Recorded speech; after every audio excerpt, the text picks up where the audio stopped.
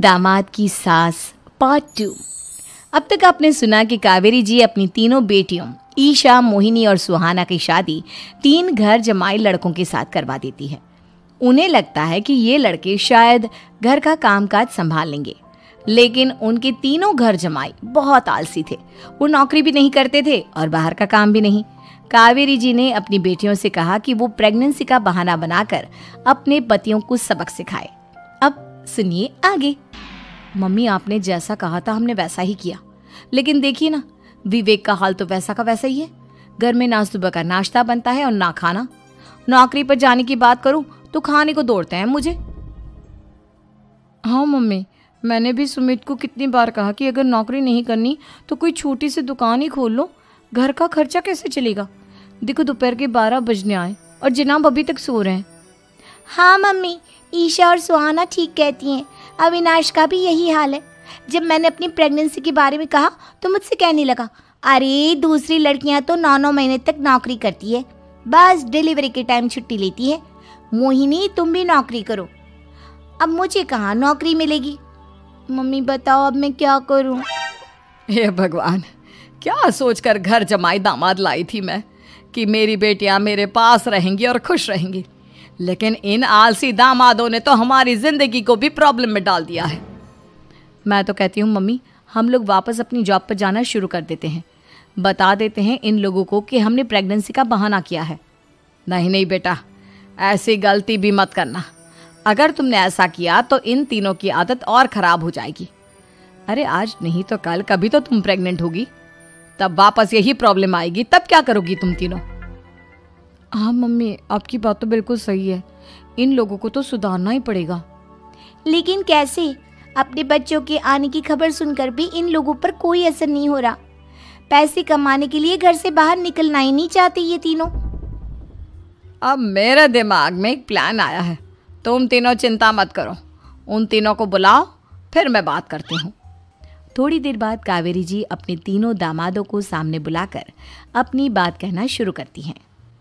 अविनाश, सुमित और विवेक, देखो बेटा, मैं ना तुम तीनों से बड़ा प्यार करती हूँ, इसीलिए तो तुम्हें घर जमाई बना कर रखा है मैंने। अरे मम्मी जी, सीधे सीधे कहिए ना, क्या बात है। प्यार तो हम भी आपको बहुत करते हैं।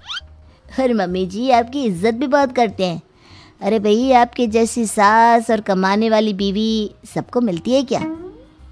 हाँ मम्मी, विवेक और सुमित ठीक कह रहे हैं। आपकी बेटी से शादी करके मेरी तो ज़िंदगी ही अच्छी हो गई है। जानती हूँ मैं, और ये भी जानती हूँ कि तुम तीनों अपने अपनी बीवियों से बहुत प्यार करते हो।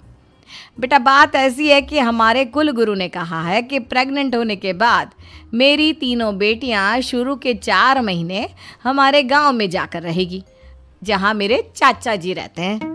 अरे लेकिन क्यों मम्मी, गांव में जाकर रहने की क्या ज़रूरत है इन तीनों को। वो क्या है ना बेटा, हमारे परिवार को एक श्राप है। अगर मेरी बेटियों ने यहाँ पर बच्चा पैदा करने की कोशिश की तो उनके बच्चों को कुछ भी हो सकता है। इसलिए अब से लेकर 4 महीने पूरे होने तक इन्हें गांव वाले घर में रहना पड़ेगा। हाँ तो इसमें प्रॉब्लम क्या है मम्मी जी, हम भी वहाँ जाकर रहेंगे, पिकनिक मनाएंगे। अरे भाई, बीवी जहाँ हम भी वहाँ। हाँ यार, आइडिया तो बहुत अच्छा है। शहर की ज़िंदगी में रह रहकर परेशान हो चुके हैं, अब कुछ दिन गांव में बिताएंगे। तुम लोग समझने की कोशिश क्यों नहीं करते। तुम में से कोई भी वहाँ नहीं जा सकता, और मैं यहाँ रहूँगी ना तुम तीनों के साथ। 4 महीने की तो बात है, उसके बाद ये तीनों ही लौट कर आ जाएंगी। ठीक है मम्मी जी, अब हमारे बच्चों का सवाल है तो ये तो करना ही पड़ेगा। कावेरी अपनी तीनों बेटियों को कुछ दिन के लिए घर से बाहर कहीं दूसरे शहर में रहने के लिए भेज देती है। कुछ दिनों के बाद, अरे मम्मी जी, बहुत दिन से पिज्ज़ा नहीं खाया, मंगवाइए ना। क्या बताऊं बेटा, पहले तो बेटियां खर्चा दे देती थी क्योंकि उनकी नौकरी थी, लेकिन अब तो मेरे पास पैसे ही नहीं बचे। थोड़े बहुत पैसे हैं जो बच्चों की डिलीवरी में काम आएंगे। लेकिन मम्मी जी, आपकी बेटियों को वापस आने में तो अभी बहुत वक्त बाकी है। वही सोच सोच कर परेशान हो रही हूँ। सोच रही हूँ कल से दूध भी बंद करवा देती हूँ। अब दूध वाले को देने के लिए पैसे भी तो नहीं है ना। अरे नहीं नहीं मम्मी जी, अगर दूध भी बंद करवा दोगी तो मुझे चाय कहाँ से मिलेगी, और चाय के बिना मैं तो मर ही जाऊंगा। क्या करूं बेटा, इसके अलावा हमारे पास कोई ऑप्शन नहीं है। मेरे पास पैसे ही नहीं बचे। इस तरह कावेरी जी धीरे धीरे अपने तीनों दामादों को पैसे देना बंद कर देती हैं और घर में खाने पीने की चीजें लाना भी बंद कर देती है। अब वो तीनों बुरी तरह से परेशान होने लगे थे और इसलिए एक दिन तीनों प्लान करके घर से बाहर निकलते हैं और बाजार में जाने के बाद, यार अच्छा खाना खाए हुए कितने दिन हो गए, पता नहीं कब अच्छा खाना मिलेगा।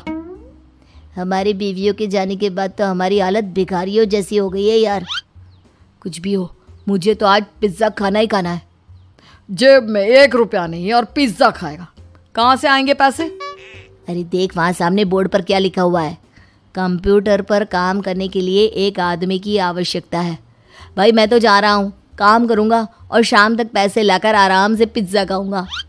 जा जा, तुझे कोई काम नहीं देने वाला, हम तो घर जा रहे हैं। चल भाई सुमित। सुमित और अविनाश वहाँ से चले जाते हैं और विवेक उस कंप्यूटर शॉप पर सारा दिन काम करके 5,000 रुपये कमा कर घर लौट कर आता है और अपने खाने के लिए अच्छी अच्छी चीज़ें भी लेकर आता है। ये देखकर विवेक और सुमित के दिल में भी कुछ पैसे कमाने की इच्छा जागती है। अरे सुबह सुबह कहाँ चल दिए तुम? मम्मी जी एक बहुत अच्छी जगह मिली है, कंप्यूटर पर काम करने के 5,000 मिले थे कल मुझे। अगर रोज़ काम करूँगा तो पूरे 40,000 की तनख्वाह। अरे वाह, ये तो बहुत अच्छी बात है दामाद जी, आपको जाना ही चाहिए। सुमित और अविनाश विवेक को इस तरह तरक्की करते देखकर परेशान हो जाते हैं और वो दोनों भी काम की तलाश में निकल पड़ते हैं। धीरे धीरे उन दोनों को भी काम मिल जाता है। अब कावेरी के तीनों दामाद छोटी मोटी नौकरी करके अच्छा पैसा कमाने लगे थे। एक दिन कावेरी उन्हें अपने पास बुलाती हैं। अरे वाह, विवेक 40,000 कमा लेता है, अविनाश 60,000 और सुमित तुम भी 40,000 के आसपास कमा ही लेते हो। कुल मिलाकर तुम अच्छे खासे पैसे कमा रहे हो बेटा। हाँ मम्मी जी, बहुत मज़ा आता है जब महीने के एंड में मोटी रकम हाथ में आती है। पूछिए मत मम्मी जी, घर में रहकर रोटी बना बना कर और तो जैसा महसूस होने लगा था मुझे तो। हाँ बेटा, तुम तीनों की बात तो बिल्कुल ठीक है और जानते हो अब तुम तीनों की पत्नियां भी वापस लौट कर आने वाली है। लेकिन मम्मी जी अभी तो उन्हें गए सिर्फ 2 महीने हुए हैं, आपने तो कहा था वो 4 महीने के बाद लौट कर आएंगी। ऐसा कुछ नहीं है बेटा, मैं सिर्फ तुम तीनों को सबक सिखाना चाहती थी कि आदमी घर में बैठकर बीवी की कमाई खाता हुआ अच्छा नहीं लगता।